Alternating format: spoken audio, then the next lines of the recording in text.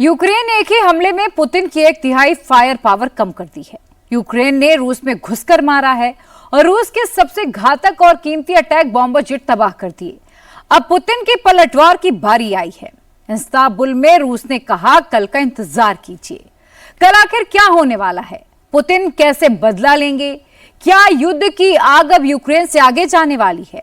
क्या यूक्रेन के मददगारों को भी पुतिन निशाना बनाएंगे? छोटे खिलौना ड्रोन के आगे बड़े बड़े बॉम्बर कैसे बर्बाद हो गए? एक एक डिटेल देखिए हमारे इस रिपोर्ट में।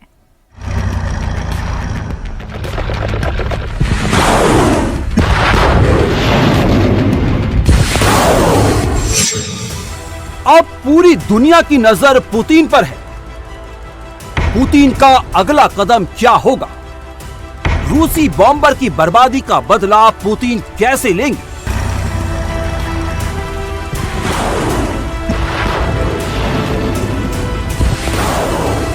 इसका पहला ट्रेलर मॉस्को ने रिलीज कर दिया।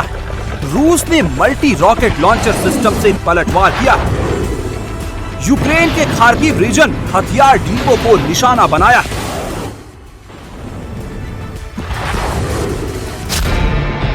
ट्रेलर के बाद पुतिन के बदले की फिल्म कैसी होगी वो इस वीडियो से पता चलेगा।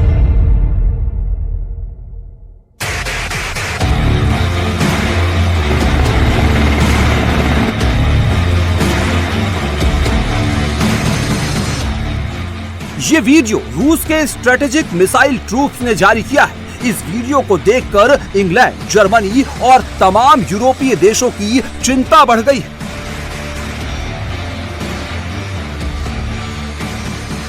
पुतिन ने कह दिया है कि धैर्य की सीमा खत्म हो रही है।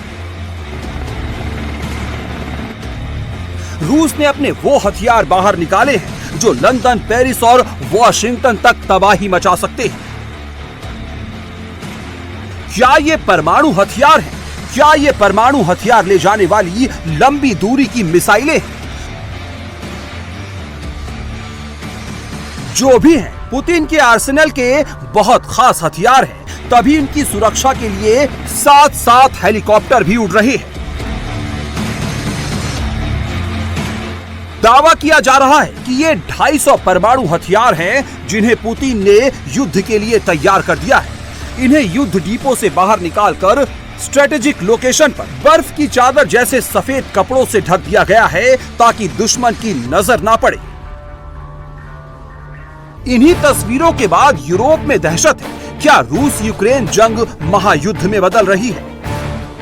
क्या पुतिन नाटो देशों पर परमाणु मिसाइल दाग सकते हैं?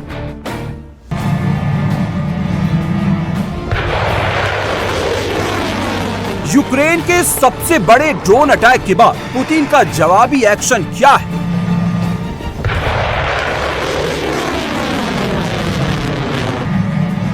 रूस ने यूक्रेन पर 3 इस्कंदर क्रूज मिसाइल से अटैक किया। अमेरिका का पैट्रियट डिफेंस सिस्टम इन्हें इंटरसेप्ट नहीं कर पाया। हाइपरसोनिक स्पीड से चलने वाली इस्कंदर मिसाइल परमाणु वॉरहेड ले जाने में सक्षम है। यूक्रेन पर रूस ने KN-23 बैलिस्टिक मिसाइल से भी हमला किया है। इसकी रेंज 600 किलोमीटर है और ये परमाणु हथियार ले जाने में सक्षम है। पुतिन के इसी कदम से नाटो देशों में हड़कंप मचा है। यूक्रेन के ड्रोन अटैक के बाद रूस ने यूक्रेन के निप्रोपेट्रोव्स्क, डोनेत्स्क, खार्किव, खेरसान, माइकोलेव और जपोरिजिया में ताबड़तोड़ हमले किए हैं। इन हमलों में 9 लोग मारे गए हैं, 45 लोग घायल हैं। रूसी पलटवार में सबसे ज्यादा तबाही यूक्रेन के खार्किव और चेर्निहाइव में हुई है। क्या पुतिन यहीं थम जाएंगे? फिलहाल ऐसा कतई नहीं लगता। पुतिन की टीम ऐलानिया तौर पर कह रही है कि ये एक्शन का टाइम है, ये यूक्रेन के अंत की शुरुआत है। पुतिन क्यों आग बबूला है और यूक्रेन के अंत का उद्घोष कर रहे हैं, वो इन तस्वीरों से समझ सकते हैं। यूक्रेन ने 3 साल 3 महीने 5 दिन से चल रहे युद्ध में रूस पर सबसे बड़ा हमला 1 जून को किया। पुतिन की आर्मी गच्चा खा गई। यूक्रेन ने रूस के अंदर घुसकर 5 एयरबेस तबाह कर दिए। यूक्रेन ने रूस के 40 फाइटर एयरक्राफ्ट को बर्बाद कर दिया, जिसमें Tu-95 bomber, Tu-23 M3 bomber और A-50 जासूसी विमान शामिल है। Tu-95 बॉम्बर परमाणु बम ले जाने के लिए डिजाइन किया गया है। यूक्रेन के खिलाफ मिसाइल अटैक में रूस इनका इस्तेमाल कर रहा है। एक Tu-95 bomber aircraft 16 cruise missile एक बार में ले जा सकता है। 1 जून पुतिन के लिए पर्ल हार्बर मूवमेंट जैसा है, जब जापान ने अमेरिकी नेवी बेस पर्ल हार्बर को तबाह कर दिया था। इस बार जेलेंस्की की टीम ने पुतिन के घर में घुसकर मारा है। वही जेलेंस्की जिसे पुतिन कॉमेडियन कहते थे, जेलेंस्की ने रूस का कोई कोना नहीं छोड़ा। ये पुतिन के लिए बहुत शर्म की बात है।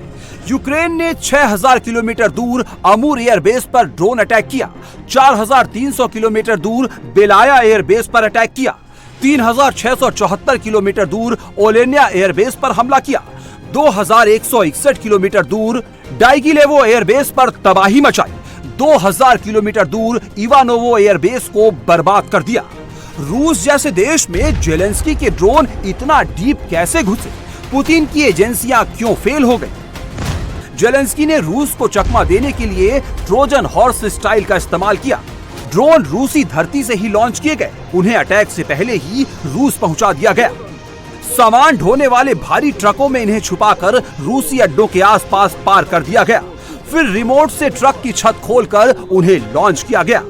यूक्रेनी ड्रोन को लॉन्च करने की तस्वीरें अब सामने आई हैं। यूक्रेन ने इस मिशन को स्पाइडर वेब नाम दिया। इस ऑपरेशन को 1 साल 6 महीने और 9 दिन की प्लानिंग के बाद लॉन्च किया गया। रूस को चकमा देने के लिए ट्रक के अंदर वुडन बॉक्स में ड्रोन छुपाए गए। ड्रोन से भरे ट्रकों को सुनसान जगहों पर पार कर दिया गया। रूसी एयरबेस पर अटैक के बाद इन कंटेनर को रिमोट से ब्लास्ट कर उड़ा दिया गया। इस तरह जेलेंस्की ने पुतिन की Вражено 34% एयरबेस पर तैनात 34% स्ट्रैटेजिक क्रूज मिसाइल्स कैरियर्स को निशाना बनाया गया। हमने रूस के कई क्षेत्रों में हमला किया, 3 अलग अलग टाइम जोन को टारगेट किया और जिन लोगों ने हमारी मदद की वो रूस के एक क्षेत्र से बाहर हो गए थे। वो सभी सुरक्षित हैं। ये वास्तव में संतोषजनक है। जब 1.5 साल पहले मैंने जो सोचा था वो करके दिखाया। रूस के स्ट्रैटेजिक लोकेशन पर हमला किया। हम ये हमले आगे भी जारी रखेंगे। та забирають росіян більше 40 одиниць.